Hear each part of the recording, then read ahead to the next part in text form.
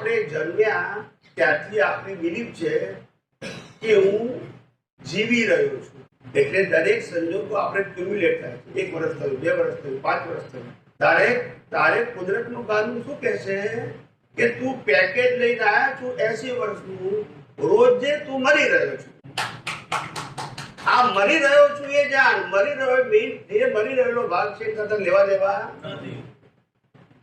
ખ્યાલ આવ્યો? શું કીધું?